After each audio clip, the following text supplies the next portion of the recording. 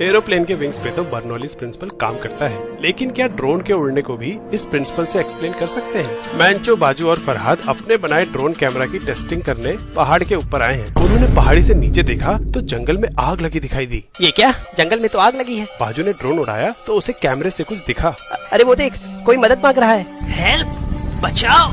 ये तो professor bacteria है, लगता है मॉर्निंग वॉक पे आए थे और फंस गए। बाजू आग से बाहर निकलने का रास्ता देखने के लिए ड्रोन को आग के ऊपर ले गया, लेकिन ये क्या, ये तो नीचे की तरफ अपने आप आने लगा और क्रैश होते होते बचा। लगता है तुझे ड्रोन उड़ाना नहीं आता। फरहाद ने कंट्रोलर अपने हाथ में लिया और रोटर्स की स्पीड बढ़ा दी, लेकिन थोड़ी देर बाद ड्रोन फिर से नीचे गिरने लगा। इनका ड्रोन उड़ाना भी नहीं आता। मेरी जान बचाना अब इन गधों के हाथ में है। ये हो क्या रहा है? तूने रोटर्स ठीक से तो डिजाइन किए थे ना? हाँ, बर्नौली के सिद्धांत के अनुसार ही बनाए थे।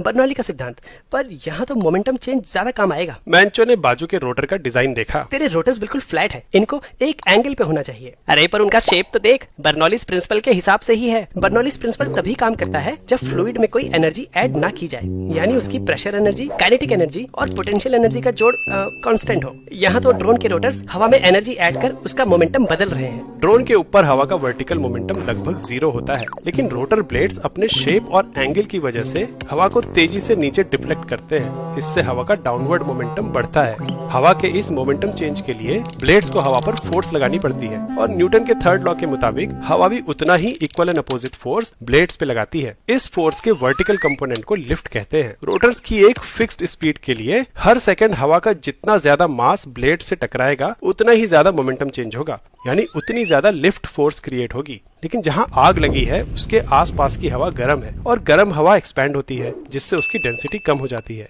यानी हवा का पर यूनिट वॉल्यूम मास कम हो जाता है। मतलब गर्म हवा में सेम वॉल्यूम की एयर नीचे पुश करने पे भी मोमेंटम चेंज कम होगा और लिफ्ट कम मिलेगी, इसलिए ड्रोन क्रैश हो रहा है। लेकिन स्पीड बढ़ाने पे भी तो क्रैश हुआ ना? वो इसलिए क्योंकि बाजू ने रोटर्स के ब्लेड को लगभग फ्लैट लगा रखा है। इनको थोड़े बड़े एंगल पे लगाना होगा, जिससे ये स्पीड बढ़ाने पे ज्यादा हवा नीचे फेंक पाए। उन्होंने ऐसा ही किया। रोटर ब्लेड्स का एंगल थोड़ा बढ़ा दिया, जिससे उसे स्पीड बढ़ाने पे ज्यादा लिफ्ट मिलने लगी और ड्रोन को फॉलो करके प्रोफेसर बैक्टीरिया सुरक्षित रास्ते से बाहर आ गए। इतना टाइम कैसे लग गया? सर, आप लोग बस थ्योरी पढ़ा देते हैं। आज पहली बार प्रैक्टिकल किया ना, इसलिए टाइम ज्यादा लग गया। अगर ड्रोन के रोटर्स के अक्रॉस एक एयर का स्ट्रीमलाइन फ्लो इमेजिन करो तो रोटर के जस्ट ऊपर एयर का प्रेशर और वेलोसिटी दोनों कम होंगे और रोटर के जस्ट नीचे प्रेशर और वेलोसिटी दोनों ज्यादा होंगे। तो क्लियरली यहाँ पे बर्नौलीज प्रिंसिपल काम नहीं कर रहा है। लेकिन अगर ये दोनों पॉइंट रोटर के अक्रॉस लेने के बजाय रोटर के ऊपर या रोटर के नीचे ले आओ तो अब इन दोनों पॉइंट्स के बीच बर्नौलीज प्रिंसिपल काम करने लगेगा। बता सकते हो क्यों?